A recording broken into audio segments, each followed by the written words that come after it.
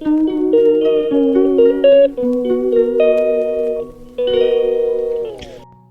Family here নতুন আরেকটি blog ভিডিওতে তোমাদেরকে অনেকটা ওয়েলকাম, সাথে অনেকটা ভালোবাসা, আর তার সাথে আমার এই ছোট্ট একটা খনানে তোমাদেরকে অনেকটা স্বাগত।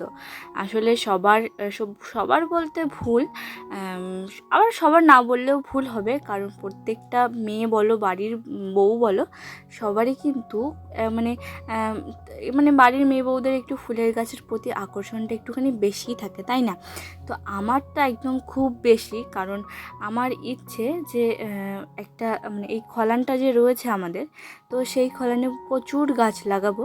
কিন্তু যেহেতু পুরো জায়গাটা এখন আমাদের দখলে থাকলেও কিছুদিন পরে সেটার ভাগ হবে, তো সেই জন্য এখন তো এগুলোর মধ্যে পরামর্শ আমাকে বারণই করে যে করে লাভ নেই, পরে কে কোন সাইডটা পাবে না পাবে, এগুলো গাছ লাগিয়ে এখন এখানে লাভ নেই। তো এই যে সকালবেলাতে কিন্তু আজকে বৃহস্পতিবার, আর বড়মশাই সকালবেলায় আমাকে ফুল তুলে দিল। আর সত্যি বলতে সকালে এই দৃশ্যগুলো না দেখালে না পরে দেখাতে ঠিক একদম ভালো লাগে না। এই যে দেখতে পাচ্ছ একটুখানি শিশির রয়েছে এগুলোতে, তো সেগুলো কিন্তু সকালবেলা না হলে ভালো হয় না। তো এই যে দেখছো চাল কুমড়ো যেগুলোকে বলে, সেইটা, পুঁই শাক, তারপরে জবা গাছ, সত্যি বলতে গাছ লাগাতে আমরা বাড়ির সকলেই বেশি অনেকটাই ভালোবাসি। বাবা একটুখানি শাকসবজির এই গাছগুলো লাগায়, আর আমি তো যেখানেই ভালো কোনো একটা ফুলের গাছ দেখি সেটার প্রতি আমার ভীষণ পরিমাণে লোভ হয়, জানো তো। আর সত্যি বলতে যদি কোনো দিন ভবিষ্যতে নিজের শখের একটা বাড়ি করতে পারি, তাহলে সবার প্রথমে ব্যালকানি থেকে নেমে, মানে ছাদে না কিন্তু ব্যালকানি থেকে নেমে সামনে এমন একটা জায়গা করব, মানে ঠিক বলতে গেলে ছাদেও না, আবার নিচে মাটিতেও না, ব্যালকানি থেকে বেরিয়ে এমন একটা ছোট্ট একটা ছাদ মতো করব।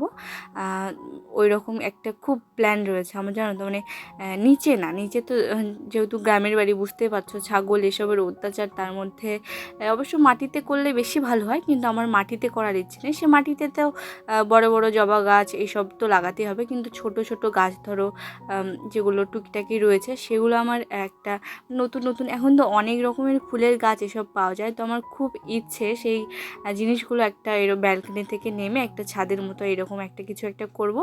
তো সেই রকম জায়গায় রাখতে, জানি না কোনো দিন সেই স্বপ্নগুলো পূরণ হবে কি না। তো ব্যাপার হলো, যদি কখনো বাড়ি ঘর করতে পারি বা করি, তাহলে অবশ্যই সেরকম ডিজাইনে একটা কিছু একটা করব। কারণ মানে ঘর থেকে বেরিয়ে সকালবেলায় ব্যালকনি থেকে একটা ছাদ বাগান দেখব, এটার আমার অনেকটা শখ। তাই বলে ছাদে গিয়ে না, মানে ব্যালকনি থেকে বেরিয়ে ছাদে গাছ লাগানোর আমার কোনো রকম ইচ্ছে নেই, কারণ ছাদে প্রচুর পরিমাণে রোদ, সেই রোদে গাছের যত্ন, তারপরে বৃষ্টি ঝড়ে কিন্তু ছাদের উপর গাছ থাকতে সেই এরকম মানে গাছের উপর কিন্তু প্রচণ্ড পরিমাণে ঝড়ঝাপটা যায় আর কি, গাছ ভেঙে যায়, হেন হয় তেন হয়। অত উপরে না, মাঝখানে, নিচে ছাগলের ভয়, উপরে ঝড়ের ভয়, যাই হোক না কেন, যেটা তোমাদেরকে বললাম এইরকমই স্বপ্ন রয়েছে আর কি। তো আমাদের সত্যি বলতে এখন অনেক কিছু প্ল্যান রয়েছে, আবার মাঝে মাঝে ভাবি যে এত প্ল্যান করে কী লাভ, যখন হবে তখন না হয় দেখা যাবে। তো চলো, আশা করছি আজকের ব্লগটা কিন্তু অনেকটা ব্যস্ততায় ভরা। তো সকালবেলায় কিন্তু কালকে রাতে বড়মশাই বাড়ি আসেনি, তো সেই জন্য সকালবেলা উঠেই এদিকে দেখো ঘর বারান্দা সব লিপে নিয়েছি। সাথে এই যে দেখছো পেছনে গলিটা যে রয়েছে আমাদের বাইরে যাওয়ার রাস্তাটা, এই সাইডটাও কিন্তু পুরোটা লিপে নিয়েছি। একদম লিপে নেওয়ার পরে এই পাপোশটা সত্যি বলতে নোংরা হলে সেরকম বোঝা যায় না, কিন্তু ওই যে ঘরে একটুখানি চিরুনি করা হয়, তো সেগুলো থেকে চুল টুল সব এটার মধ্যে আটকে যায়, জানো তো। মাকড়সার ঝুল যদি একটুখানি ঘর টর ঝাড়ি, সব এটার মধ্যে চলে আসে।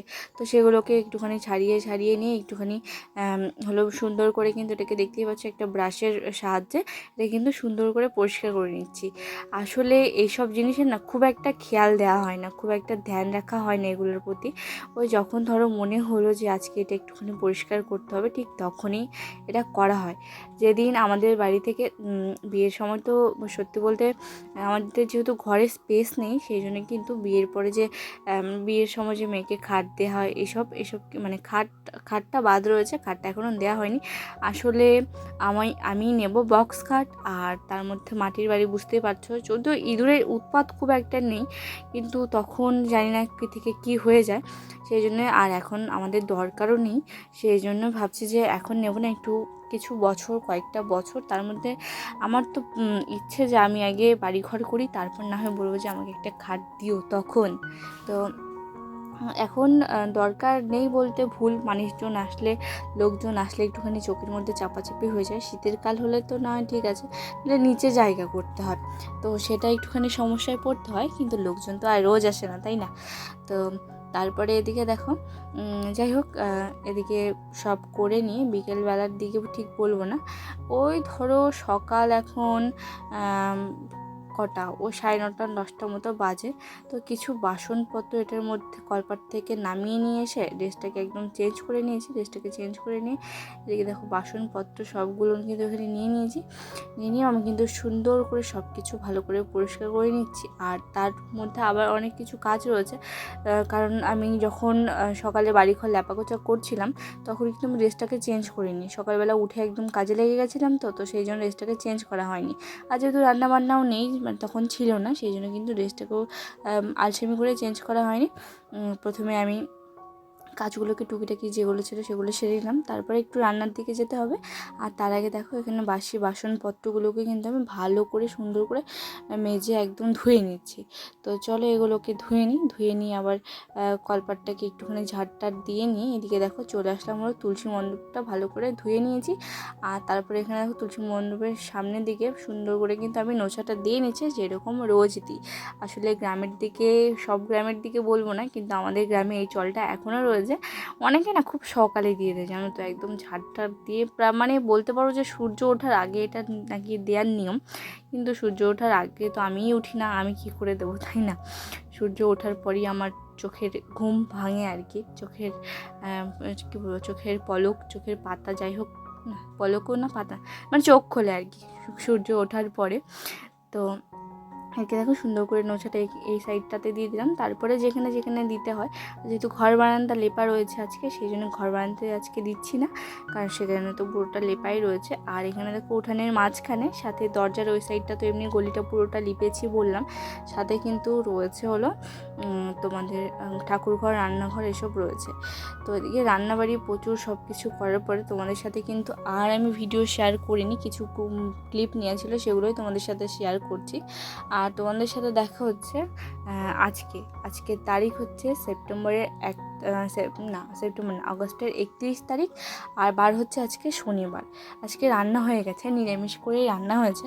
বাবা কালকে যখন নিরামিষ একটা সবজি মানে রাত্রেবেলা করবে আর পরের দিনও হয়ে যাবে, তো তখন শুধু কড়াইটা হালকাভাবে একটুখানি পরিষ্কার করে নিয়েছিল। আর আমি একটু বেলার দিকে ভালো করে হাঁড়ি আর কড়াইটাকে একসাথে মেজে নেব। তো চলো আজকের ব্লগটা বেশি বড় করছে না, আজকে তোমাদের কাছ থেকে এখানে বিদায় নিচ্ছি। ভালো লাগে চ্যানেলটি সাবস্ক্রাইব করো, টাটা।